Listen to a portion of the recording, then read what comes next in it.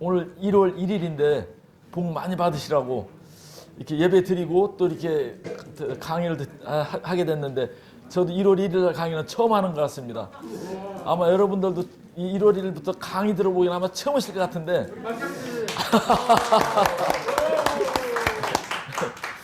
이런 강의 제가 처음 해봅니다. 제가 지금 매월 첫째 주에 그 생애 설계에 대해서 쭉 강의해 왔는데 오늘 네 번째 강의 재무 설계입니다. 목사님이 은혜 말씀 계속 하시다가 지금 먹고 사는 얘기 하자고 그러니까 좀 조금 이상하긴 한데 목사님도 드셔야 사시죠. 드셔야 사시고 제가 아는 공부한 바로에 의하면 그 미국에서 오시는 선교사님들은 목사님들은 사전에 준비가 철저합니다. 철저하게 준비하고 오시고 또 사역이 끝나고 돌아가시면 충분히 보장된 삶을 사시고 계세요. 근데 우리나라 목사님이나 선교사님들은 준비 없이 열정으로 하십니다. 열정으로 가셨다가 돌아오시면 갈 곳이 없어요, 사실은. 그래서 제가 교회 가서 제가 강의를 해보면 목사님이나 선교사님들은 사후 준비는 100%예요. 천국을 예약해놨으니까 100% 했는데 노후 준비는 0%예요. 왜냐하면 국민연금도 없죠. 건강보험도 없죠. 집도 없어요. 그 선교사님들이 지금 뭐 3만 명이 나간 2만 명 나갔는데 돌아오시는데 돌아올 수가 없어요. 몸은 병들었죠. 국민연금도 없죠. 집도 없죠. 갈 데가 없는 거예요. 그래서 제가 교회 가서 무슨 얘기를 하냐면 우리 평신도들이 사역자들 국민연금이라도 최소한 들어줘야 된다. 그 선교사들 파송하고 나서 선교비 보내기도 벅차다고 할지 모르지만 파송한 선교사들 누구든지 국민연금을 본교에서 들어줘야 됩니다. 저는 그래서 제가 섬기는 교회에 처음 갔을 때 그 전도사들, 파트타임 전도사들도 국민연금을 들어줬어요. 잘했죠? 당연한 건데 우리나라 교회에서는 그렇게 안 하는 곳이 많습니다. 담임 목사님은 들어주는데 전도사들은 안 들어주는 거예요.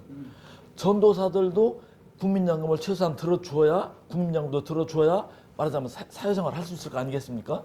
그러고 사역이라고 또 10년, 20년, 몇십 년 했는데 나중에 연금 없는 거예요. 그건 정부에서 만든 복지제도인데 예를 들어서 내가 소득 있을 때 국민연금 들어가고 소득 없을 때는 못 들어갈 수 있습니다. 그러나 처음에 불입한 실적이 있어야 중간에 나중에 그 공백 기간을 나중에 채울 수가 있는데 처음에 애초에 들질 않으면 자격 자체가 없습니다. 그래서 여러분들 교회 섬기는 교회에서 혹시 선교사님들이나 전도사님들한테 대해서 교회에서 금년 예산에 국민연금 예산이 책정돼 있지 않다면 예산 책정하셔서 꼭 반영하시기 바라겠습니다. 이제 인생 여러 가지 저는 그 지금 아까 우리 최 목사님이 뭐 무슨 강사라고 하셨는데 그 말씀 어디서 나온 얘기냐면 제가 이제 저도 저 공기업에서 있다가 정년퇴직한 뒤에 사회복지 공부를 해서 사회복지 노인복지 쪽에서 한 10여 년 근무를 했는데 대전광역시 노인복지원장 퇴직하고 정년퇴직을 두 번째 하고 나서 국민연금공단의 노후준비 강사를 뽑았어요. 그래서 처음으로 뽑았는데 대전, 충남, 세종, 충북에서 시도별로 한 명씩 뽑는데 제가 대전, 충남, 충청권의 1호 강사로 뽑혔기 때문에 아마 그 말씀을 하신 것 같아요. 노후준비 강사 활동을 하다가 금년에는 한국노인인력개발원이라고 있어요. 대한민국의 시니어들 일자리를 총괄하는 정부 기관입니다. 거기에서 또 시니어 컨설턴트로 대전, 충남 또 전국에서 한 명 뽑는데 제가 또 됐어요.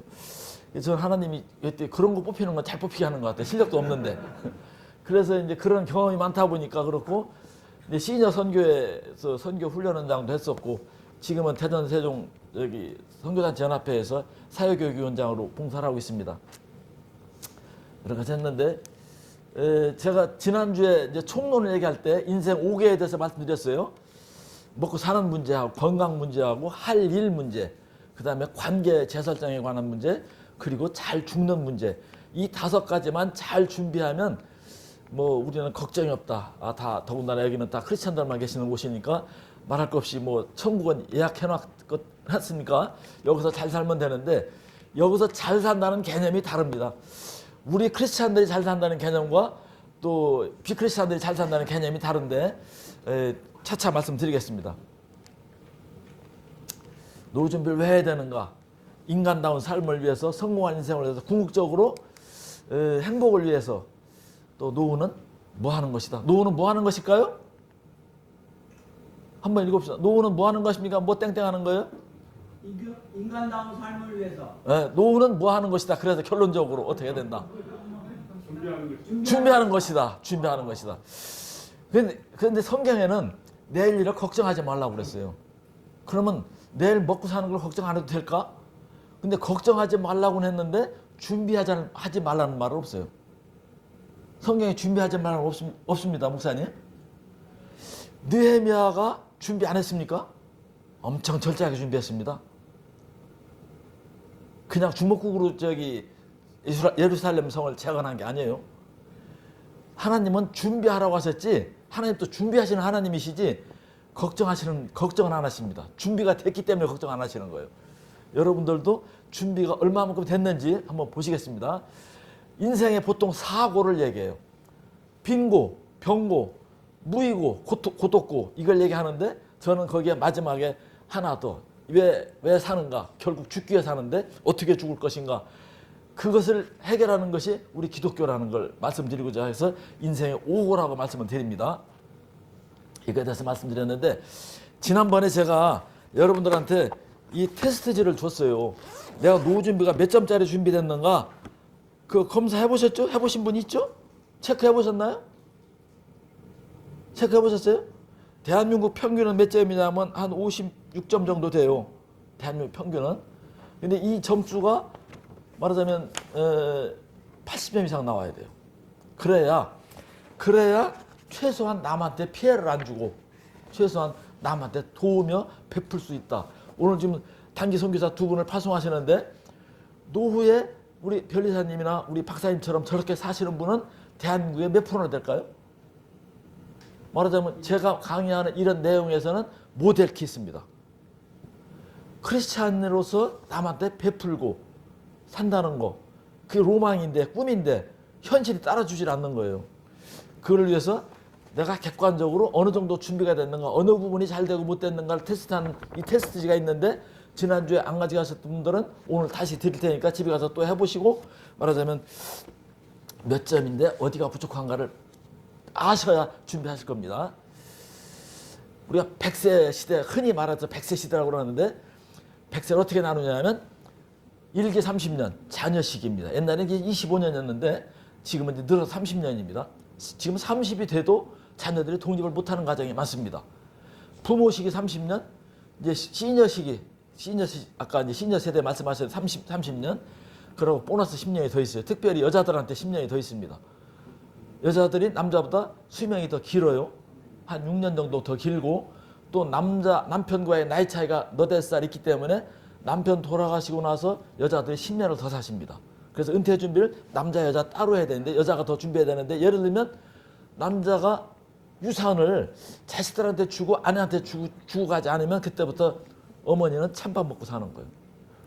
남편이 죽을 때 모든 유산을 아내한테 주고 가야 됩니다. 아내가 죽고 나서 남으면 자녀한테 줘야 되는 거예요. 근데 자식들한테 먼저 나눠주고 엄마는 혼자 살게 놔두면 그때부터 엄마는 찬밥 먹는다. 10년 동안. 그래서 은퇴를 선진국에서는 기대하고 있어요. 은퇴 빨리 해야지. 기다리고 있는데 우리는 은퇴를 겁을 냅니다. 은퇴할 때 되면 저도 이제 공기부터 은퇴했고 지금 여기 박사님들 계시는데 연구단지 우리 대전 연구단지에서 1년에 한 300명 평균 은퇴합니다. 참 아까 뭐 미국 박사 뭐 무슨 박사 뭐 서울대학 박사님들 전부 다 박사들이죠. 그렇게 열심히 공부해서 30, 40까지 공부해서 한 2, 30년 일하다가 나왔어요. 근데 갈 데가 없어요. 오라는 데가 없어요. 준비가 안 돼서. 준비된 자를 돕는 것이 기적이라고 합니다. 기적은 준비된 자한테 하나님이 기회를 주신대요. 준비된 자한테. 준비를 어떻게 하냐? 하나님 뜻이 뭔지, 사명이 뭔지 찾아서 준비한 사람은 하나님이 기회를 주시는데 그게 바로 기적이랍니다. 80세 수명에 살다만 하더라도 노후 생활이 짧았어요. 근데 우리 부모님 세대는 50대가 되면 할머니 할아버지가 됐거든요. 그래 60대 할머니 할아버지 노릇을 하다가 70대면 돌아가셨어요. 근데 70에 지금 돌아가십니까? 안 돌아가세요. 지금 은퇴가 더 길어졌어요. 그래서 지금은 옛날과 달라진 게 뭐냐면 옛날에는 내가 자식한테 얻어먹다가 며느리한테 밥을 얻어먹다가 내가 죽으면 내 집과 재산을 자식한테 줬어요. 근데 지금은 세대가 분리된 각자 도생해야 됩니다. 왜냐하면 내가 자식한테 계속 부양을 받다 보면 내가 90 넘어서 95세쯤 죽어요. 그럼 아들 나이가 몇 살이냐면 70대가 넘습니다. 그러면 그 아들 노후 준비 못하는 거예요. 그 손자는 더 오래 살아요. 120살까지 150살까지 살아야 돼요. 그래서 지금은 부모들이 자식한테 도움을 안 받고 나는 나 먹고 살 테니까 너는 네 준비하라 라는 것이 지금 현대를 사는 여러분들이 해야 될 일입니다. 수명에 또 여러 가지가 있는데 건강수명이 있어요. 건강수명, 경제수명, 활동수명, 관계수명이 있는데 몇 가지만 얘기하면 건강수명은 우리나라 사람들 서양 사람보다 짧습니다. 짧아요. 우리나라는 70대 중반만 되면 벌써 이제 아프기 시작해요. 70대 중반 안 가도 60대 되면서부터 벌써 당뇨약이나 고혈압약이나 관절염약 중에 한 가지는 먹습니다. 근데 선진국 사람들은 그렇게 많이 안 먹습니다. 건강수명이.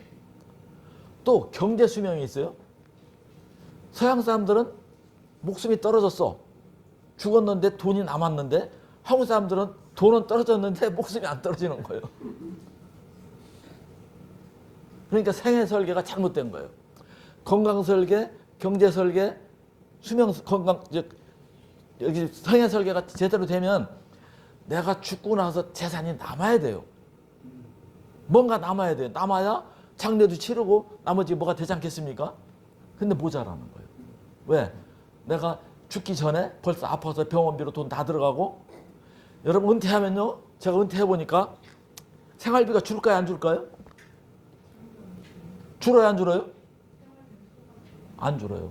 안 줄어요. 왜 안 주냐? 제일 많이 들어가는 것이 제일 문제되는 게 뭐냐면 경조비가 안 줄어요. 퇴직은 했는데 경조상은 계속 와요. 결혼시킨다 무슨 부고장 날라와요. 그래서 은퇴를 하면 소득 수준에 맞게 다운사이징을 해야 돼요. 다운사이징이 뭐냐면 집도 줄이고 살림도 줄이고 경비도 줄이고 경조비도 줄여야 됩니다. 10만 원 하던 거 5만 원 줄이고 그렇게 안 하면 병원비는 계속 늘어나는데 실손보험 안 들으신 분들은 병원 가기가 겁이 납니다. 제가 집사람 오늘 어깨가 아파서 지금 오늘 입원해서 내일 수술한다고 그러는데 어깨 회전근개 수술 4년 전에 오른쪽에 했는데 이번 주 왼쪽이래요. 한 번 하는데 수술비가 얼마 들어가냐면 수술비하고 도수치료까지 하는데 6,700이 들어가요. 건강보험 해도 그렇습니다. 그런데 실손보험이 안 들어간 사람들은 그런 거 몇 번 하면 거덜납니다. 그래서 그런 준비가 필요하다. 근데 목사님이랑 안 아프신가요? 목사님도 아프십니다. 이 세상 사시는 동안에 돌아가시면 천국 가시지만 돌아가시 전까지는 알타가 돌아가세요. 그래서 건강수명이라는 게 있고 경제수명이 있고 활동수명, 관계수명. 관계수명도 마찬가지입니다. 이게 관계가 이제 관계가 다 끊어지는 때가 와요. 근데 다 끊어져도 가장 남는 게 누구냐면 가족과의 관계가 남죠. 가장 가까운 사람들 관계. 근데 가족 관계가 이제 그 다음에 이제 그 관계 설정에 대해서 다시 강의할 시간이 있을 텐데 항상 강조하죠. 부부간에 가장 중요하다. 부부가 젊었을 때 연인이었어요. 중년에는 동반자입니다. 노년에는 간호사예요. 남편이 아프다. 아내가 저한테 뭐라고 하냐면 내가 만약 맨날 아플 때 자기가 나 간호했다고 나 속으로 뭐라고 그랬는데 지금 자기가 받으니까 미안하다고 그러는 거예요. 아내가 아플 때 아들, 딸이 와서 간호합니까? 부부가 간호해야 돼요. 평소에 관계가 좋았어야 간호를 잘하지 관계가 나빴는데 간호 잘하겠습니까? 제가 노인대학 가서 강의하면요. 바로 어디로 보내버린대요. 남편 아프면 어떡할 거냐니까 즉시 보내버린대. 어디로 보낼까요? 요양원 가는 거예요. 요양원 가고 요양병원 보내버리는 거예요. 그 평상시에 적금을 많이 들어놔야 됩니다. 1번 한번 읽어봅시다. 시작. 인생에 82호가 없는 줄 안다. 없습니까? 2번.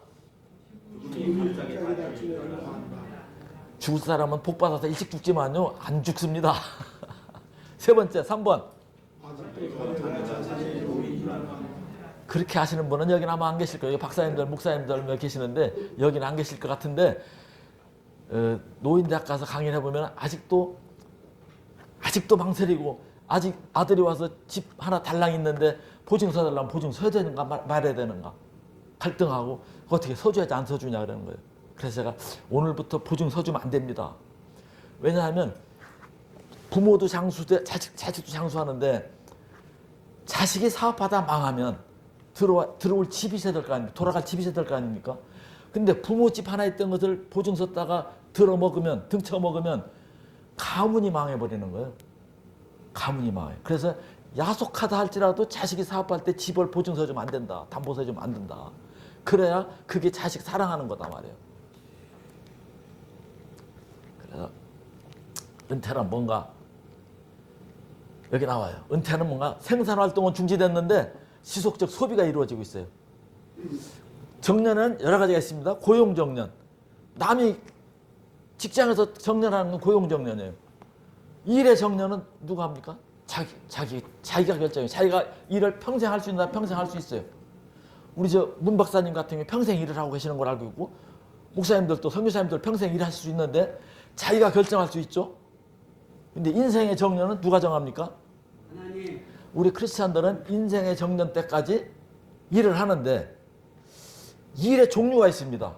하나님이 주신 사명을 감당하는 것은 평생 할 수 있는 일이에요. 근데 나는 돈 버는 일 평생 해야 되겠다. 난 내가 좋아하는 일 평생 하겠다. 이것은 하나님 원하시는 일 아닙니다. 이건 크리스찬의 갈 길이 아니라고 생각합니다. 일의 종류가 달라요. 그런 사람들은 하나님 앞에 섰을 때 너 뭐 하다 왔냐? 일하고 왔는데 무슨 일 했냐? 뭐 이런 일 저런 일 했는데요? 나는 도무지 너를 모르겠다. 그러실지도 몰라요. 일을 하긴 하되 하나님이 하라고 하신 일인가 허락하신 일인가 원하시는 일인가를 생각해보고 하셔야 된다. 그 말씀드려요. 시니어로서. 그래서 준비가 된 사람은 저는 준비를 나름 했던 것 같아요. 저는 공기업에서 58세 정년퇴직했는데 정년퇴직이 10년 전부터 중대대학원에서 사회복지 공부를 하고 그때 신학을학과 사회복지학과 하다가 지금 누구 말씀대로 콜링이 없어서 사회복지를 했습니다. 그래서 10년 동안 준비했더니 정퇴임하긴 다음 날 제가 복지관장으로 왔어요. 참 하여튼 운이 제 사람 친구들 너 운이 이렇게 좋냐? 하나님이 인도하신 거예요.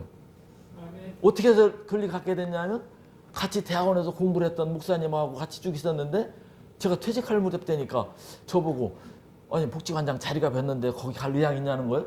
아 나 복지하려고 사회복지 공부했는데 그럼 당연히 가죠. 그랬더니 퇴임식 이렇게 회사에서 퇴임식을 해주거든요. 정년 퇴임식 한 다음 날 갔어요. 6월 말일 날 퇴직을 했는데 7월 1일자로 갔어요. 근데 7월 1일자로 복지관장으로 가서 지나고 보니까 내가 한 달쯤 있다 올 걸 잘못했어요. 그때 몰랐어요. 왜냐하면 실업주당을 한 번도 못 받아봤어요. 한 달 있다 갔으면 70%를 받고 가는 거예요, 이게. 네, 이제 그때 8개월씩 실업수당을 줬는데 바로 취업이 되면 70%를 주더라고요. 근데 그걸 몰라서 못 받고 그냥 갔어요. 그러고서 복지관장하고 또 있다가 공주대학교 갔다가 다시 또 시노인복지관장을 또 왔는데 복지관장 하면서 65세 정년퇴직을 또 했어요. 그랬더니 그때는 또 실업수당 또 못 받는 거예요. 왜 못 받냐니까 난 사용자래. 비고용자가 아니고 사용자예요. 사용자는 못 받는. 그래서는 실업수당 연금을 많이 냈는데 보험료를 많이 냈는데 여태까지 한 번도 못 받아봤어요. 하나님 은혜로 생각합니다. 은혜로 이렇게 일거리를 만들어 주시고 직장을 주시고 지금 요번에 70대 올해 지금 제가 들어간 직장은 넉 달을 다니다 제가 그만뒀어요. 가보니까 이거 아침에 9시에 출근하기 힘들어요. 이게 그 자기 체력에 맞고 자기가 좋아하는 일을 해야 되는데 일은 괜찮은데 제가 체력에 안 맞아서 제가 그만두고 이제 지금 이렇게 하고 있는데 하여튼 여러분들이 은퇴 후에 내가 선택해서 일을 할 수 있다는 건 참 감사한 일이라고 생각합니다.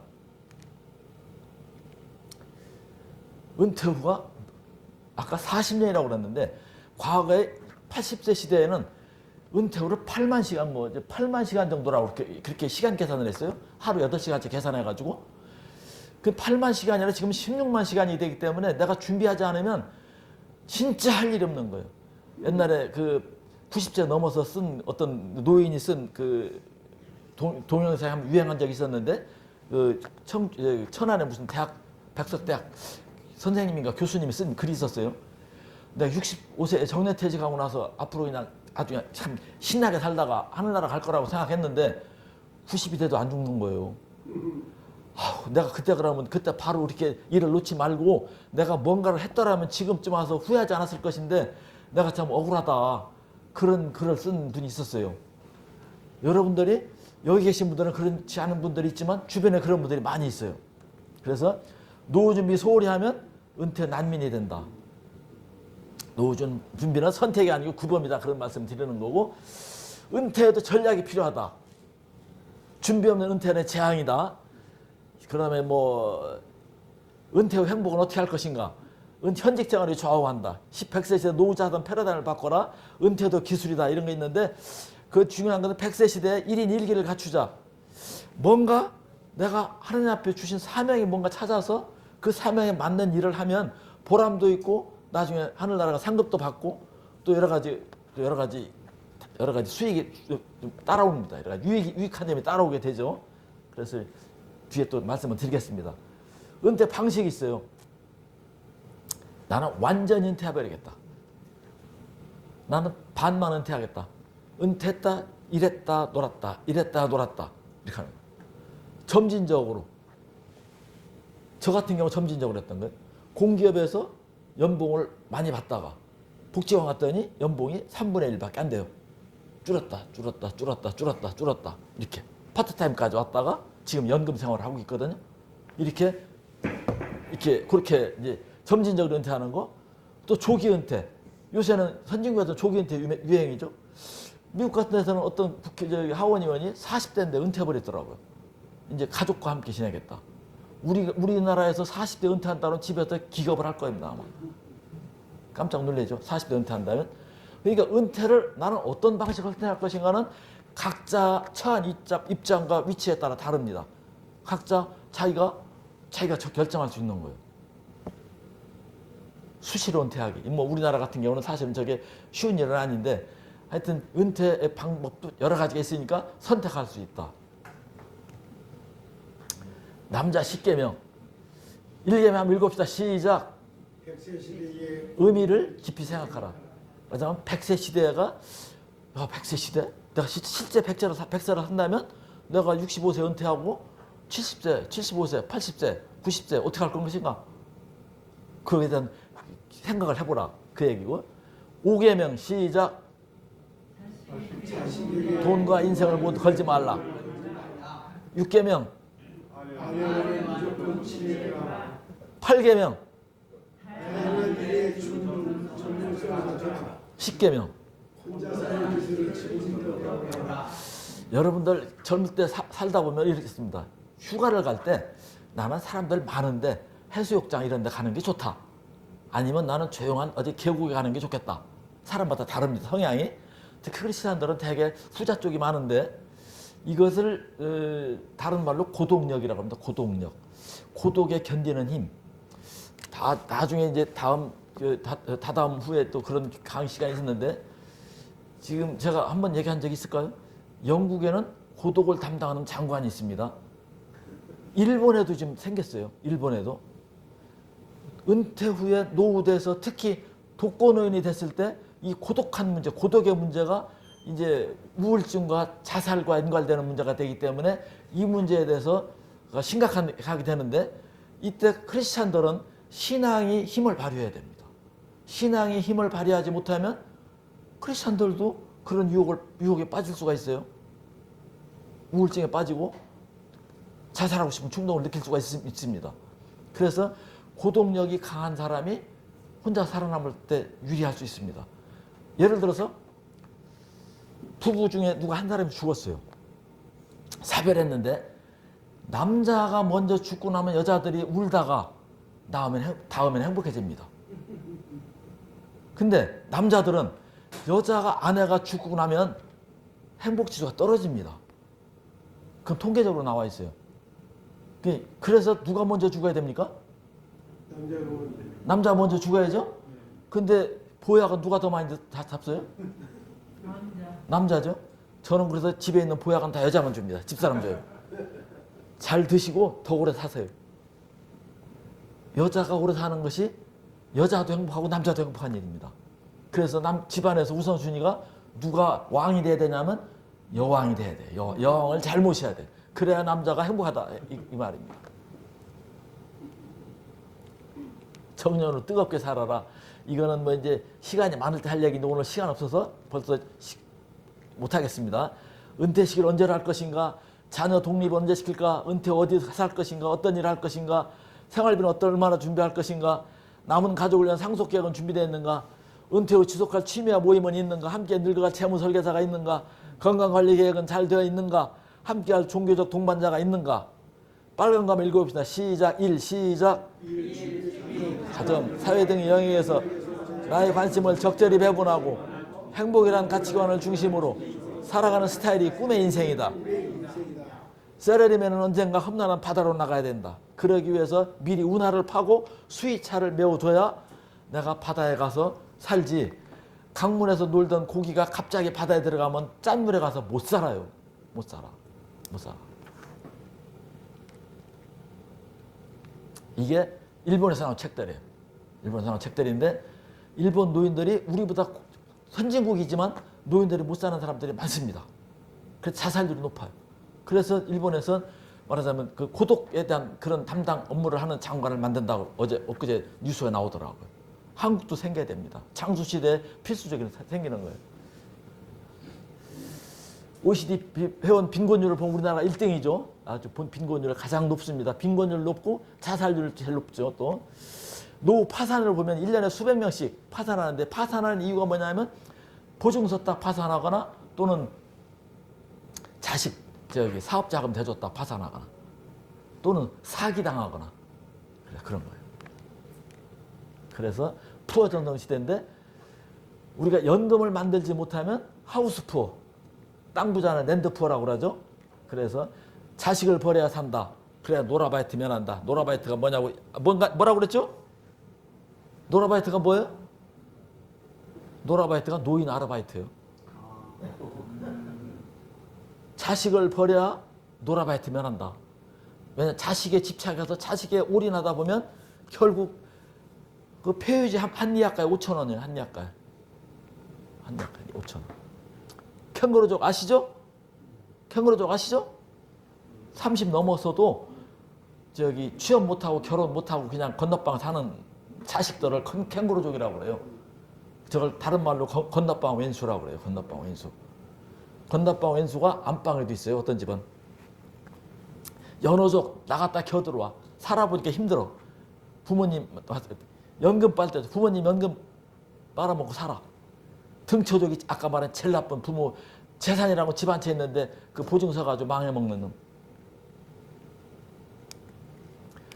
자식 연금 기대 못한 노부역 분양률이 옛날에 조사한 건데 37% 나왔거든요. 최근에 조사한 건 26% 나왔습니다. 26%.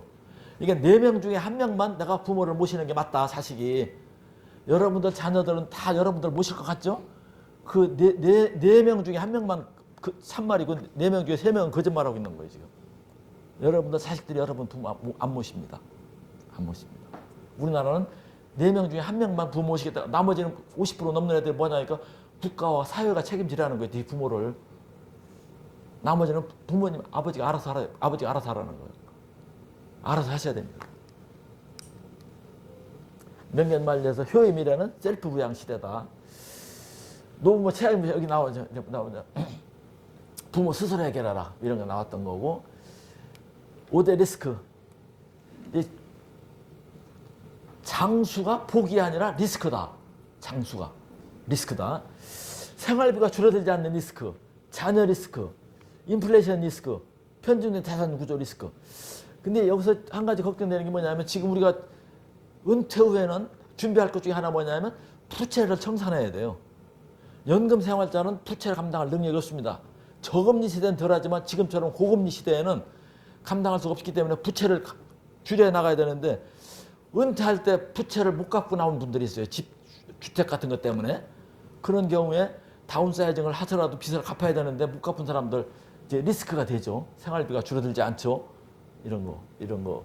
편중된 자산구조, 하우스푸어. 그래서 이 집만 하나 있는 사람들은 집을 줄이고 뭐 그걸 또 이제 주택연금으로 바꿀 수도 있겠지만 유동자산으로 바꿔야 된다는 그런 얘기를 또 뒤에 합니다.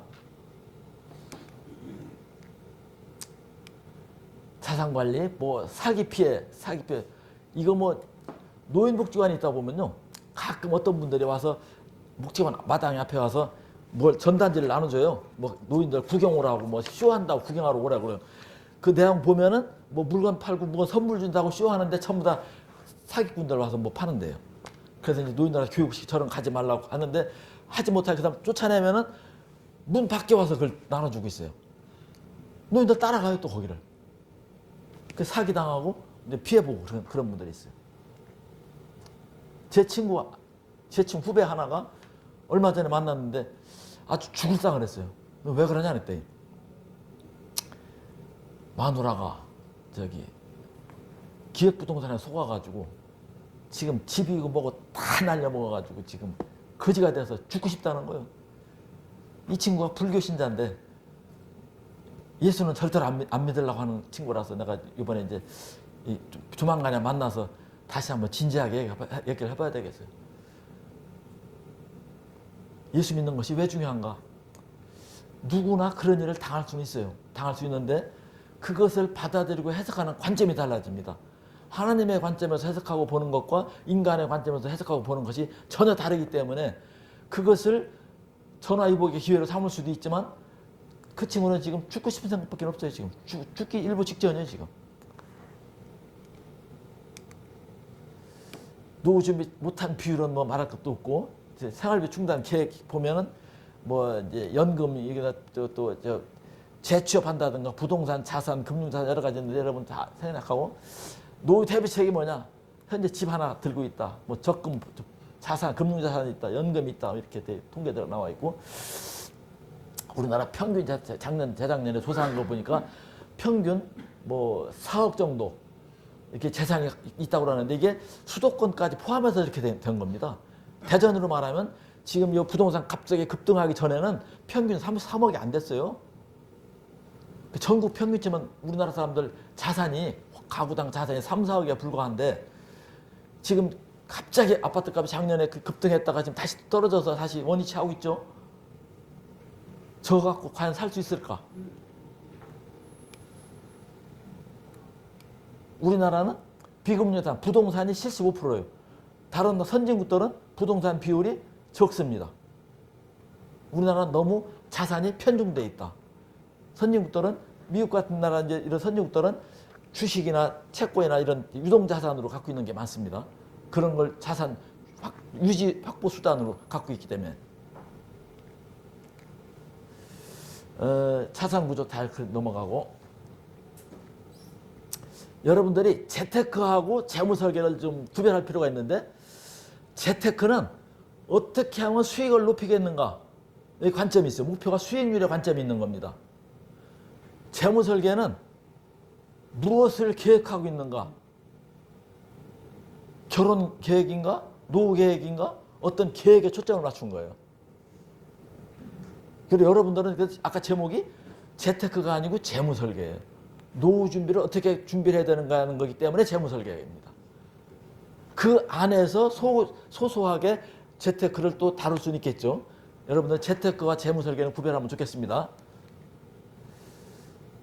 옛날 보면 재무 목표가 보면 뭐 결혼 자금이냐 노후 자금이냐 이렇게 했는데 지금은 요즘 아이들은요 주택 구입 자금보다 자동차 먼저 삽니다. 여기 계신 분들은 자동차 사기 전에 집부터 먼저 사고 자동차를 샀어요. 요즘 애들은 집 안 사고 자동차 먼저 삽니다. 자동차도 외제차 타고 다니더라고요. 그래요 안 그래요? 맞습니다. 맞죠? 네. 요즘 아이들 외제차 타고 다녀요. 제가 건축 박람회 가서 어디 가서 이렇게 뭐 이렇게 하는데 분양하는 데 가서 이렇게 뒤다 봤더니 뭐 하는 데냐가 보니까 풀빌라를 분양하는데요. 풀빌라가 뭔지 아시죠? 한 세대에 풀까지 있어가지고 이렇게 저기 호텔처럼 이렇게 임대하는데요. 하룻밤에 얼마입니까? 그러니까 성수기에는 100만 원이 넘는데요.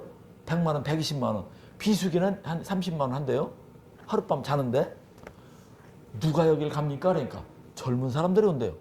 여기 계신 목사님이나 박사님들 그런 데 가보셨습니까? 풀빌라에 가보셔서 어디 숙박 해보셨어요? 안 하셨죠? 누가 젊은 애들은 젊은이들이 왜 그걸 갑니까? 그랬더니 연애 100일 했다고 기념으로 가고 결혼 뭐 며칠 됐다고 가고 풀빌라에 100만 원, 120만 원을 주고 가는 애들이 젊은 애들이 가요. 그런 애들 대상으로 해서 그런 사업을 하더라고요. 요즘 아이들과 여러분들의 관점이 바뀌었다는 거 말씀을 드리고 40, 50대 중년기 때는 이제 자녀 교육비라든가 이제 직장만 하는 게 문제가 되는데 이제 60대 이후에는 은퇴 자금, 노후 준비가 목적이 되겠죠. 자세한 거 생략하고 넘어갑니다. 이렇게 이제 수익 곡선과 지출 곡선이 경제적 정년이 있는데 젊을 때 수익 곡선이 수입이 더 많았을 때 노후를 위해서 저축을 했어야 되는데 젊을 때 저 생각을 못 해요. 계속 벌 줄 알아요.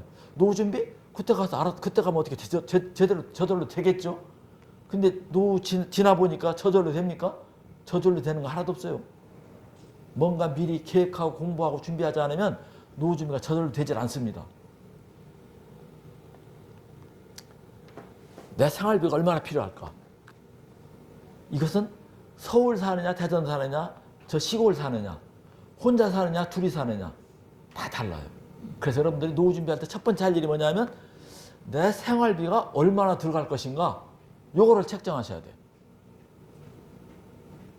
제가 연금을 받아보니까 어떤 사람은 제가 어제도 만났던 직장 동료인데 연금이 200밖에 안 된다는 거예요. 200밖에 안 되는데 어떤 분은 200이나 되느냐고 하는데 어떤 분은 200밖에 안 된대. 200밖에 안 되는데 어떻게 사냐니까 200밖에 안 되는데도 30만 원씩 적금 들어가고 저축을 해서 해외여행도 갔다 온다는 거예요. 200인데 어떻게 그렇게 합니까? 그랬더니 자기들은 건강해서 병원비가 안 들어간다는 거예요. 그러니까 200을 가지고도 적금 들고 여행까지 갔다 오는 거예요. 근데 제가 살아보니까 저는 그보다 더 되는데도 적금을 못 드는 거예요. 왜 못 드는 게? 아까 말한 집사람 아프고 저도 아프다면 병원에서 돈 다 갖다 주는 거예요. 사람마다 달라요. 처한 위치에 따라 형편에 따라 다를 수 있다. 그래서 가장 중요한 것은 내가 노후에 얼마 정도의 생활비가 필요할 것이라는 걸 스스로 냉정하게 판단하셔야 돼. 판단해서 거기에 목표를 가지고 재무 설계를 하셔야 된다. 뭐 국민연금공단에서 뭐 이렇게 통계낸 거 보면 뭐 개인이 최소 100만 원 정도 살고 부부면 200만 원 산다. 살죠. 살아요. 숨만 쉬면 다 삽니다. 숨쉬기만 하면 살아요. 근데 크리스찬들이 숨만 쉬고 살 수 있나요? 그렇게 살으라고 하나님 창조하시지 않았습니다. 사명 감당하려면 베풀려면 준비가 돼야죠. 그래서 월 100만 원, 200만 원의 수입이라고 하는 것이 굉장히 큰 겁니다. 100만 원을 얻으려면 금리가 10%라고 할 경우에는 1억 2천만 원을 넣어야 100만 원이 나오고 재작년 같이 저금리 시대에는 2% 시대는 6억 원을 넣어야 한 달에 100만 원 나옵니다. 그것도 세금 떼면 100만 원도 안 돼요. 그래서 현금 수입 100만 원이라는 것은 굉장히 크다. 100만 원은 고사하고 10만 원도 크다. 제가 아는 중문 복지재단에서는 노인들 돕기를 하는데 노인들 중에서 특히 목회자, 은퇴자들 중에 어려우신 분들 많습니다. 그분들 대한민국 노인인데 특별히 목회자라고 도와주지 않지 않습니까? 그래서 교회에서 그분들한테 30만 원씩을 도와주고 있어요. 30만 원. 30만 원이 큰 돈입니다. 은퇴하신 분들한테.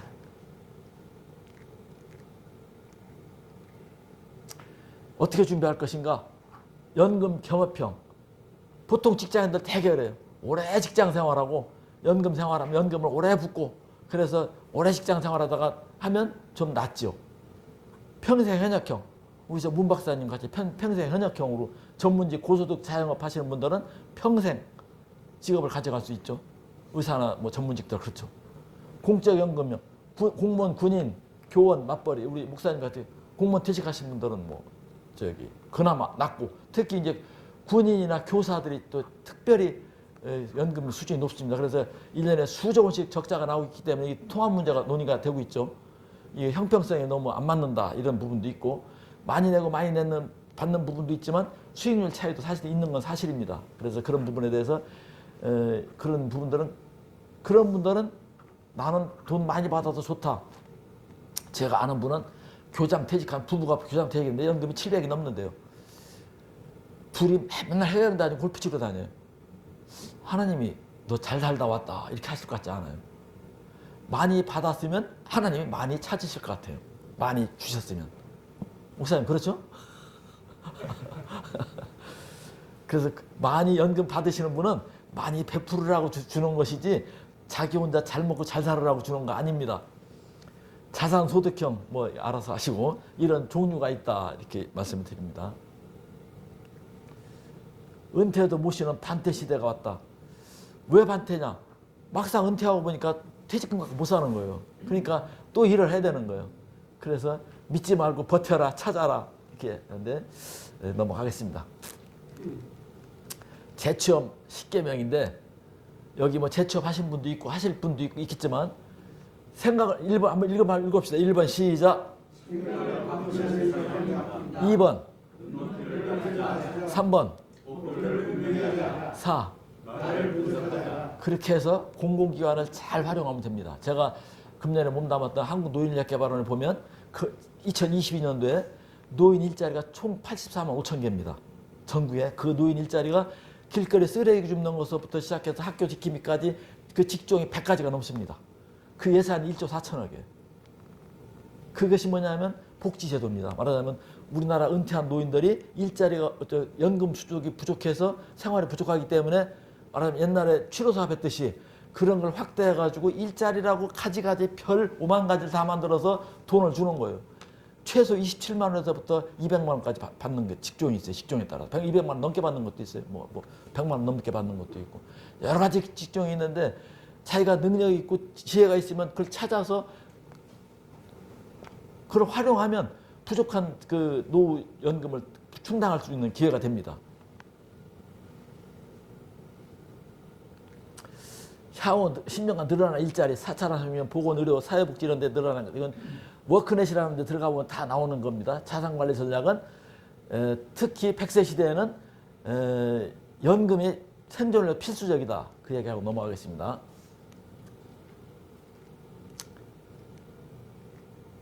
아까 합리적인 소비습관, 다운사이징 얘기했습니다. 현금이나 체크카드 사용하고 계획된 지출하라. 남을 의식하지 말아야 됩니다. 우리나라에는 특히 체면 문화라는 게 있어요. 이 유교 문화의 잔재인데 찬물 마시고 이쑤신다. 예? 고기 먹은 것처럼 이쑤시고 있어요. 갈비 안 먹었는데 이쑤셔. 우리나라는 그 유교 문화 영향으로 체면 문화가 강하기 때문에 이 경조비도 체면 문화에 영향을 크게 받습니다. 형편대로 할 수밖에 없어요. 그래서 남을 의식하지 말아야 된다. 특히 이 얘기를 하면서 꼭 한 말씀드리는 것은 여러분들 남자들은 특히 들어가는 여성분들은 옷을 잘 입고 이쁘게 입고 다 하고 나오잖아요. 근데 그건 자기 만족이에요. 다른 사람들은 그렇게 안 봐요. 예를 들어서 이렇게 목사님이 적었나요? 목사님 나오시면 어제 목사님 뭐 입었던가 아무도 기억 안 해요. 몰라요, 사람들. 남들은 나에 대해서 별로 관심이 없어요. 나만 남을 의식해서 무엇을 입을까 바꿀까 이렇게 하는 거예요. 체면을 버려야 된다. 체면 버려야 된다. 통장을 여러 통장으로 나누라는 얘기인데 이건 뭐 성경적으로 유대인들이 하는 방법입니다. 유대인들은 통장 항아리 5개 항아리로 나눠요. 11조 항아리, 생활비 항아리, 부재 항아리 이렇게 다 나눠서 생활비 항아리 이렇게 나눠서 저축 항아리 이렇게 5개를 나눠가지고 수익이 들어오면 꼭 5개 항아리로 나눠서 넣는 유대인들 그 습관이 있다고 공부했습니다. 근데 우리가 보통 저도 그렇고 마이너스 통장 하나 만들어 놓고 거기다가 들어오고 나가고 다 통장 연결시켜 놨잖아요. 다 그렇게 하면은 사실은 밑빠진 독이다 그 얘기예요. 통장을 소비 통장하고 저축 통장을 구별해서 적어도 관리해라 그 말. 비상금 통장 이렇게 나눠주자. 수급자 100만 원 미만 국민연금 평균 얼마 타냐? 평균 한 50만 원 안팎 정도 삽니다. 우리나라 사람들. 지금 200만 원 넘게 타는 사람도 있어요. 국민연금을. 그것은 65세까지 계속 연장해서 넣고 가치권 최대로 넣기 때문에 그렇습니다. 그런데 보통은 저 같은 경우는 125만 원 정도 타는데 보통 우리나라 평균을 치면 50만 원대입니다. 50만 원 정도. 50여만 원 정도 탑니다.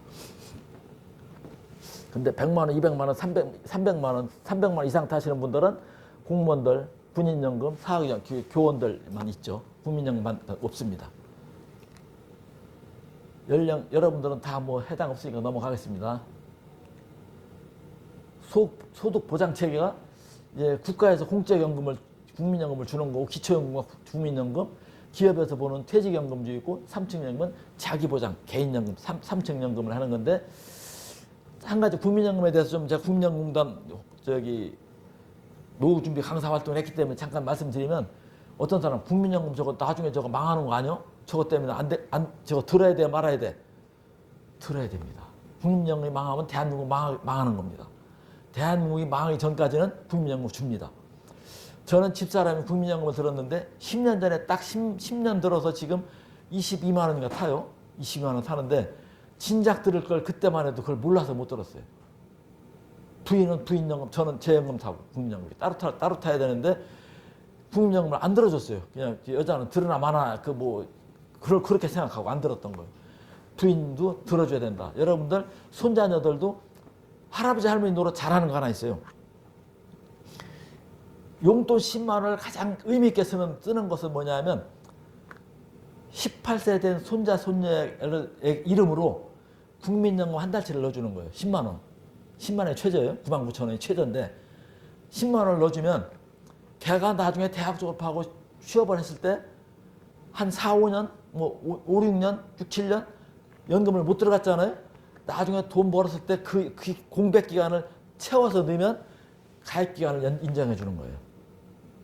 10만 원을 가장 유용하게 쓰는 방법이 손자녀들 또는 자녀들 취업 안 했더라도 일단 연금 한 달치 한번 넣어주는 거예요. 그래서 그때부터 기산을 해, 기산. 그래서 20년을 10만 원 넣는 사람하고 20만 원을 10만 원 넣는 사람하고 나중에 10만 원씩 20년 넣는 사람이 1.5배를 받아요. 무슨 말인지 알죠? 불이익 금액보다 불이익 기간이 중요하다. 그래서 손자녀들에게 용돈을 10만 원을 줄 때 그냥 주면 까먹고 없어지지만 연금 10만 원을 한번 넣어주고 나면 두고두고 나 할아버지 때문에 할머니 때문에 연금 더 많이 받는다. 그럼. 의무가입, 임의가입 있고 이거 그 얘기예요. 9만 9천 원 20년 내면 33만 원을 받고 19만 8천 원 10년 내면 23만 원밖에 못 받아.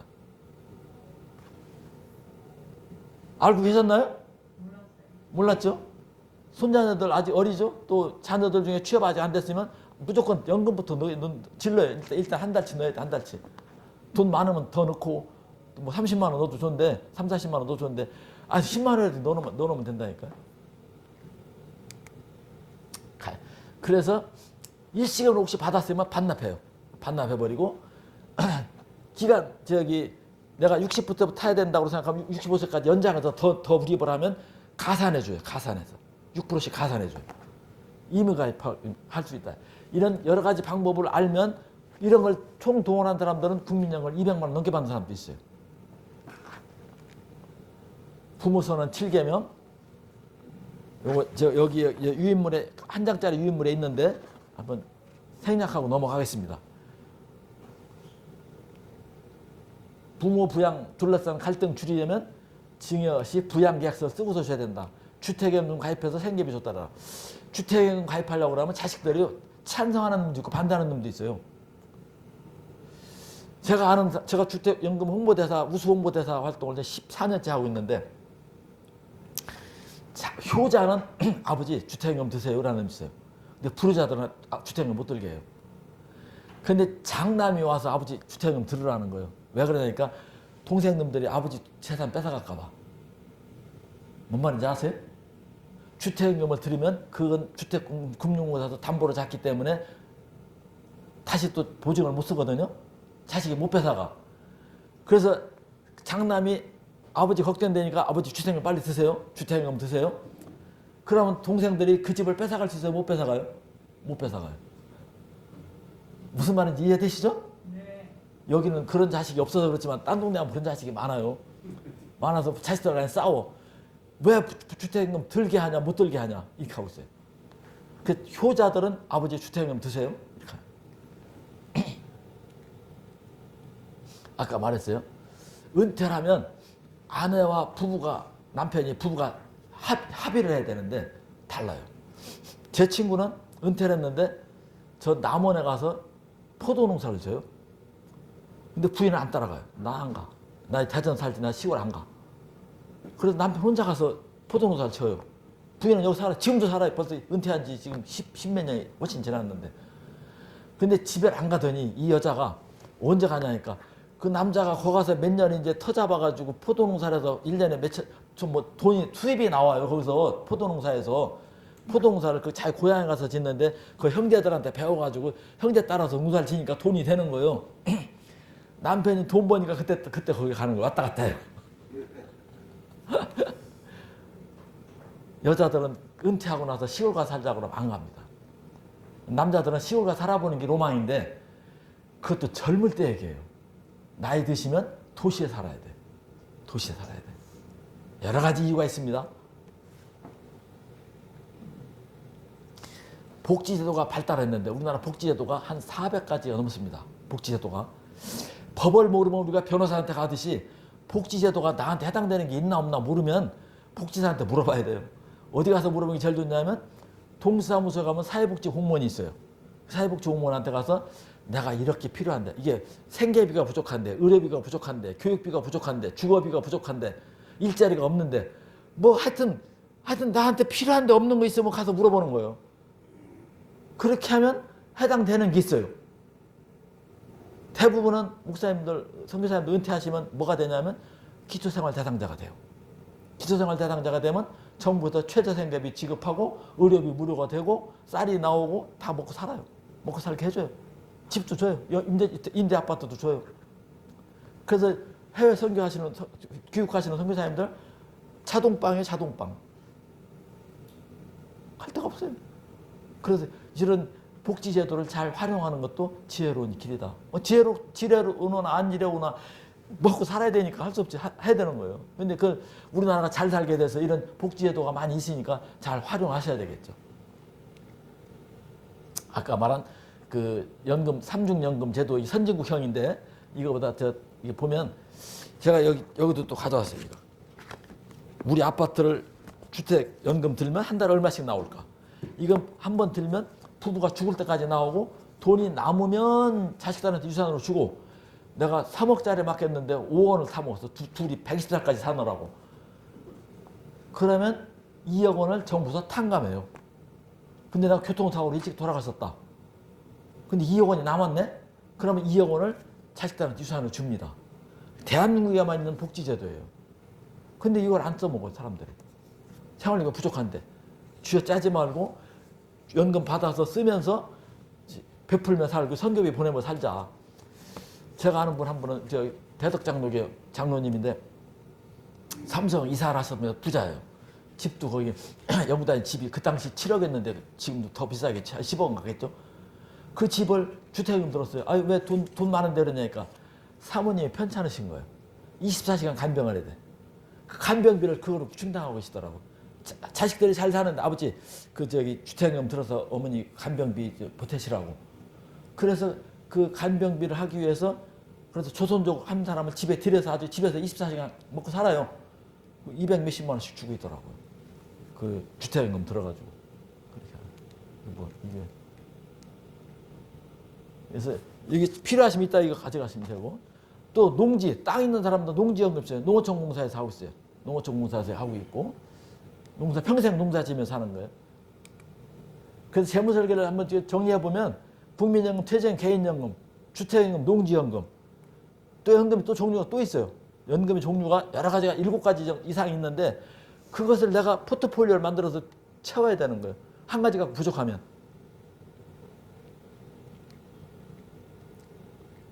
국민연금, 퇴직연금, 주택연금, 농지연금, 개인연금, 즉시연금. 즉시연금이 뭐냐면 목돈이 있던가 또는 돈 안 나오는 부동산은 딱 팔아서 목돈을 만들어서 보험회사 갖다 맡기면 다음 달부터 연금이 나와요. 그걸 즉시연금이라고 해요. 돈 안 되는 부동산 처분해서 연금을 만드는 거예요. 즉시연금, 근로소득, 이전소득은 자식들이 주는 거, 정부에서 주는 거, 기초연금, 자산소득 이걸 다 합쳐서 내가 필요한 만큼 200을 만들든 300을 만들든 500을 만들든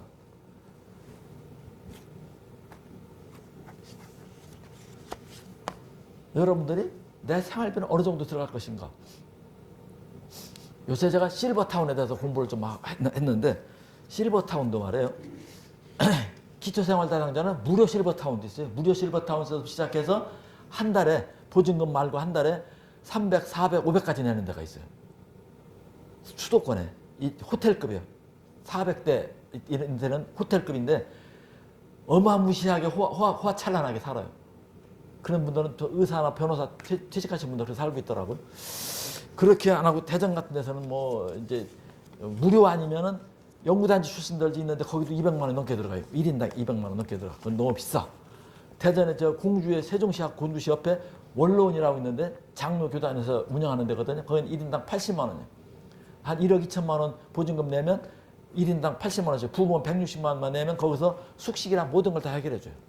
물론 저 관리비 보증금에서 0.03%씩 관리비 떼긴 하지만 그러면 들어가는데 거기를 들어갈 때 어떤 때 들어가냐? 제가 다 거기도 가봤어요. 가봤는데 젊어서 가는 거예요. 병 들으면 실버타운도 못 가고 요양원 가야 돼요. 더 병 들으면 요양병원 가야 되고 거기에 어떤 사람들이 만나봤더니 가보니까 마당에 차들이 주룩히 잔뜩 있어요. 이 차가 뭡니까? 여기 입주하신 분들이 타고 다니는 차라는 거예요. 자기 자동차를 가지고 실버타운 가서 자기 볼 일 보러 돌아다니고 다 일을 보는 거예요. 다시 말하면 여성분들이 여기 계신 분들 지금 우리 사모님들 목사님들 계시는데 여러분들이 지금 이 연세 됐으면 옛날 같으면 며느리한테 밥 얻어먹었어요. 그랬죠? 근데 지금 밥 얻어먹어요? 못 얻어먹어요. 언제까지 못 얻어먹어요? 죽을 때까지 못 얻어먹어요. 여자들도 은퇴하고 싶다. 남자가 은퇴하고 싶은 게 아니에요. 제 어릴 때 기억에 어머니가 50 넘어가니까 정제가 들어가기 싫다고 그래요. 정제. 우리 옥천은 정제라고 그랬거든요. 정제. 부엌에 들어가기 싫다는 거예요. 지금 여자 마찬가지예요. 남자가 은퇴하면 여자도 은퇴시켜줘야 된다. 그럼 은퇴하는 방법이 뭔가? 여자가 살림에서 부엌에서 부엌대기를 떠나야 돼. 그게 실버타운 들어가는 거더라고요. 그래서 그렇게 하고 나서 봉사를 하든 공부를 하든 인생을 즐기든 하고 싶은 일 하고 사는 거예요. 그러고 그런 분들이 있고 또 미국이나 외국에서 이민 갔다가 다시 여기 이민 온 사람들 있어요. 이 사람들이 한국 가서 거치할 데가 없으니까 그런 데 들어가서 있더라고요. 좋습니다. 밥 해주죠. 청소해주죠. 운동시설 있죠. 거기 뭐 교회도 있죠. 뭐 다 있어요. 다 있어. 그러면서 셔틀버스가 10대나 되는데 세종시로 공주시로 시장으로 병원으로 왔다 갔다 편해. 그래서 가사노동에서 해방되고 말하자면 그렇게 하는데 저같이 집사람이 이제 어깨가 아프다 보니까 오른쪽 어깨 아프면요 왼쪽 팔만 쓰니까 왼쪽도 아파요. 양쪽이 다 아파. 우리 여기 여성분들 어깨 아프면 뭔 일 할 수 있어요? 아무것도 못해요. 설거지도 못하고 청소도 못하고 세탁도 못하고 쇼핑도 못해요. 들고 오지를 못하니까 아무것도 못해요. 그래서 내가 그래도 팔 아픈 것보다 다리 아픈 게 낫겠다. 다리 아프면 휠체어 타는 거 아닌가? 다리 아픈 사람 들으면 또 뭐라고 하겠지만 제가 저 집사람 아파 보니까 집사람이 발목도 한 번 또 부러져서 수술한 적이 있었는데 그때는 휠체어를 탔는데 어깨 아프니까 아무것도 못하는 거예요. 그래서 그런 분들은 실버타운 가는 것도 괜찮겠다 그런 생각이 들어요. 그래서 은퇴 빌딩은 뭐 돈 나오는 빌딩이 아니더라도 국민연금이 있는데 국민연금 밑에 땅속에 뭐가 있냐면 기초연금이 있어요. 기초연금. 여러분들 기초연금 해당이 될지 안 될지 이걸 어떻게 하냐면 동사무소 사회복지사한테 가서 나 주민등록증을 주고 내가 기초연금 대상자인지 아닌지를 확인해 보세요. 아마 목사님이 해당되실 지도 몰라. 될지도 몰라. 저도 가서 시켜봤더니 나는 해당이 안 된대. 근데 그 기준이 해마다 바뀌기 때문에 해마다 확인시켜봐야 돼. 왜냐면 우리나라 사람들 60%가 해당되니까. 그러니까 저 상위 연구단지 박사님들 빼고 저기 일반 시민들은 대부분 해당되는 사람 많거든요. 그러면 정부 혜택을 받을 수가 있습니다. 기초연금 땅속에 기초공무상가 말고 국민연금, 퇴직연금, 개인연금, 실손의료보험, 보장성 보험. 보장성 보험이 뭐냐? 아플 때, 다쳤을 때 죽었을 때 나오는 보험, 보장성 보험. 저렇게 완벽하게 은퇴 빌딩 세운 사람 몇이나 되겠어요? 젊어서 준비해서 체계적으로 준비하지 않으면 저렇게 거의 못하고 삽니다. 여러분들 저렇게 준비됐겠어요? 대부분 손 한번 들어보세요. 문 박사님이나 변리사 박사님 하셨나요? 변리사님이나 문 박사님 뭐 평생 소득이 나올 테니까 플랫폼에서 돈이 나오는 플랫폼을 갖고 계시니까 괜찮으실 텐데 이렇게 만들어 놔야 된다. 그래서 또 다른 그림에 기초연금, 국민연금, 퇴직연금, 개인연금, 주택연금, 농지연금, 평생 기타 소득 뭐 등등 해서 월 한 250, 300 정도를 만들어야 대전에서 제가 살아보니까 300 갖고 모자라요. 300 갖고 모자라요.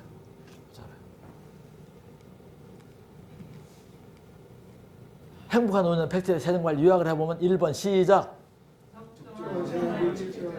2번 소득원 만들기. 3번 다중연금 챙기기. 4번 이전소득. 5번 이렇게 준비하면 여러분들이 노후에도 안정적으로 생활을 가져갈 수 있다.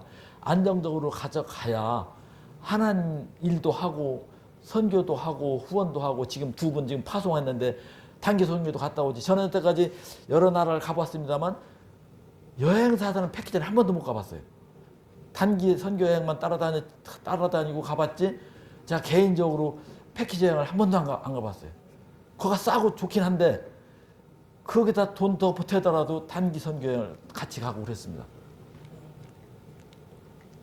다시 한번 또 다른 시각에서 정리해보면 1번 시작. 2번 여러분들 부모가 다르다는 뜻입니다. 3번 4번 5번 여기서 이게 유전장수가 아니고 무전장수하면 골치 아픈 겁니다. 무전장수. 유병장수에도 골치 아파요. 예, 한번 읽어봅시다. 시작. 유전장수, 무병장수, 유업장수를 위하여 행복은 내가 인생 5개로 준비하는 것이다. 노인이 지켜야 될 세븐업이 있는데 다 생략하고 한 가지만 하면 베푸는 삶, 페이업. 그래서 여기 박사님들 여럿이 계신데 박사보다 더 높은 사람이 누구냐면 밥사예요. 밥사예요. 박사님이 은퇴 준비를 잘못하고 나오시면 밥을 안 삽니다. 그럼 밥사한테 밀려요. 밥 사는 사람보다 더 위에는 봉사. 봉사보다 더 위에는 감사. 하나님이 감사는 하나님은 영화롭게 한다고 그랬어요. 감사하는 사람이 승리자고 행복한 사람입니다. 구제를 시작. 남을 윤택하게 하는 자는 자기도 윤택하여지리라. 아멘. 요것만 얘기하고 마치겠습니다. 기독교의 재정관 이게 대해서 말씀드리려고 그래요. 세상 사람들은 탁한 부자, 탁하게 가난한 탁부. 저 한자로 만들어 본 겁니다. 요즘 뉴스에 나오는 유명한 사람들 다 더럽게 돈 훔쳐먹고 도둑질한 놈들은 다 적이 됐더라고요. 다 도둑놈들이에요. 도둑놈들. 도둑놈들이 적에 해당되는 거예요. 그런데 그 나쁜 놈들 말고 보통 사람들은 어떻게 하냐면 깨끗한 부자들 많습니다. 깨끗한 살아요. 근데 교회에서 성직자들은 깨끗하게 가난해야 돼요. 성직자들이 돈 탐하는 부자도 계신 분 있어요. 나는 청빈하다. 청부다. 성직자는 청부가 아니라 청빈하셔야 되고 한경재 목사님처럼 평신도들이 성부를 기대해야 된다. 아브라함이나 이삭, 야곱이 거부했는데 그분들이 청빈했을까요? 성부했을까요? 청부와 성부의 구별은 하나님의 복을 주셔서 복 받는 게 성부입니다. 거부는 하늘에서 낸다고 그러잖아요. 큰 부자는 하늘에서 낸다고 그러잖아요. 제가 우리 교회 후배 하나가 이렇게 열심히 일해가지고 그냥 아주 제약회사 아주 그냥 판매를 전국 1등을 해서 돈을 버는데 어떻게 돈을 버냐면 맨날 가서 골프 치고 의사들 가서 맨날 의사들 골프 접대 골프 치고 맨날 가서 술 먹어주고 이렇게 하는 거예요. 교회 다니면서 그 짓을 해요. 아직 믿음이 없어서 그래요. 그렇게 하지 마라. 그렇게 하지 마라. 그렇게 해서 부자 되려 하지 말고 성경에 있는 부자를 따라가라. 성경의 부자처럼. 거룩한 부자가 되라. 그래서 우리가 그렇게 못 살았지라도 우리 자식들한테 성부가 되도록 가르치고 청부가 되도록 그런 지도가 있어야지. 이 사회가 보면 혼탁해서 도적놈들이 큰소리 빵빵 치고 얼마나 돌아다니고 있습니까 지금. 텔레비 나와서 도적이 뻔뻔하기가 말할 수가 없어요 지금. 누군지 얘기 다 아실 거예요. 유대인의 재정관리 그레길 목사님이 그 하와이 대학에서 와서 우리 강의 여러 번 들었습니다. 보면 5개 항아리를 갖고 있는데 이렇게 11조 항아리, 기부금 항아리, 투자금 항아리, 저축금 항아리, 생활비 항아리 이렇게 갖고 있는데 저 생활비 속에는 내가 얼마를 쓰겠다는 작정이 있어요 거기에. 그럼 저축과 투자금이 뭔가? 저축과 투자금이 뭔가 그걸 구분했더니 저축은 내가 비상시에 쓸 수 있는 돈을 저축금이라고 하고 투자금이라는 것은 내가 10배 이상 10배 이상 남는 곳에만 저 돈을 쓸 수 있려고 돈을 현금으로 갖고 있는 거예요. 그러면 우리가 크리스찬들 주식 투자하는 것이 이게 투자인가 투기인가? 그걸 이렇게 어떤 사람이 이렇게 얘기 들어봤더니 이렇게 설명을 하더라고요. 좋은 회사를 투자를 해서 배당금을 기대하고서 돈을 넣은 사람은 투자한 거고 단기 차익을 노리는 건 투기다. 이해되시죠? 그래서 유대인들은 돈을 왜 이렇게 전 세계 부를 다 갖고 있냐? 현금 갖고 있어요. 현금 갖고 있다 10배 이상 남는 데만 투자한다는 거예요. 언제 투자하냐? IMF 때 그 사람도 투자해요. IMF 때. IMF 때 누가 돈 벌었냐? 현금 가지고 있다 그냥 부동산 매물 그냥 경매 나온 거 다 잡은 사람 부자 됐죠. 유대인들은 그렇게 돈을 벌더라고요. 그때 사는 것은 투기가 아닙니다. 투자입니다. 우리가 자녀들한테 재정교육을 시켜본 적도 우리는 그걸 교육을 받아본 적도 없어요. 학교에서 그런 교육 시켜준 적도 없어요. 교회에서도 안 시켜줘요. 그런 교육을 우리가 해야 거룩한 부자도 되고 깨끗한 부자도 돼서 선교사업도 하지. 교회 부자가 없어요. 부자 따라 교회 안 와. 어제 황창현 신부라고 천주교 신부 중에서 강의 잘하는 분 있어요. 그 강의 들었는데 그 강의 중에 내가 웃기는 강의가 있었어요. 어떤 할머니가 교회 다니다가 성당에 왔대요. 이렇게 열심히 성당에 잘 나오시다라는 게 어떻게 열심히 잘 나오시냐고 그랬더니 교회보다 성당에 가니까 싸게 든대. 돈이 싸게 든대. 할머니가 믿음 있는 분인지 없는 분인지 모르겠는데 그 함창현 신부가 말을 그렇게 전달을 하는 거예요. 여기 왔더니 돈이 싸게 든대. 그래서 성당에 열심히 나온다는 거예요. 돈이 싸게 되는 것이 잘하는 것이 좋은 건지 모르겠지만 아니 하나님이 돈을 주셨으면 쓰라고 주신 건데 어떤 여당 국회의원 한 명이 나라에 돈을 쌓아놓으면 썩는다고 그랬어요. 돈이 썩는다고 하는 여자 의원이 하나 있었어요. 유튜브 돌아다니는 거 봤어요. 돈을 쌓아두면 썩는다. 그러니까 써야 된다. 그래서 전 정부에서는 돈을 팍팍 써서 빚을 1000조까지 올려놨죠. 세상에 공짜는 없습니다. 나라고 개인이고 기업이고 뭐 누구든지 가정이고 공짜는 없는데 하여튼 그런 교육이 우리 가정에서 필요하다. 이 유대인의 재정관리, 유대인이 부자로 사는 비결입니다. 이것만 해도 1시간 또 강의를 해야 돼요. 그래서 정리하면 1번 생계, 자식은 버리고 1번 시작, 자식은 버리고 연금 빌딩을 세워라. 2번 신계, 내 건강한 나의 생활 습관이. 3번 업계, 가슴 뛰는 비전을 준비하라. 4번 심계, 4번 5번 사계. 오늘 그래서 여러분들한테 생계 문제에 대해서 조금 깊이 있게 나눠봤어요. 요 말은 여기 정부에서 또는 유엔에서 주장하는 활기찬 노년의 아주 FM입니다. 한번 읽어봅시다. 성공적인 시작. 성공적인 다시 읽어봅시다. 시작. 성공적인 100세 시대를 꿈꾸는 활기찬 노년이란 고령자들이 자신이 살고 있는 지역사회에서 경제활동, 평생교육, 자원봉사 등 다양한 사회참여 활동을 하며 다른 세대와 갈등 없이 자립해 살아가는 것. 이건 모든 사람들이 공통사항이에요. 크리스찬이든 비크리스찬이든 똑같네요. 그래서 국격을 누가 정하는가? 노인들의 품격이 국격이라고 그랬어요. 우리 기독교와 교회 품격을 누가 정하는가? 누가 정하는가? 교회와 기독교가 왜 욕을 먹는가? 우리 시니어들이 잘못해서 그렇습니다. 우리 시니어들이 모델 역할을 잘했으면 젊은이들이 배우고 잘해서 했을 텐데 이걸 못한 거예요. 기독교의 한번 읽어봅시다. 시작. 기독교와 시작. 교회의 품격은 교회 어른이 시니어들의 품격이다. 크리스천 시니어 세상과 다르게 살자.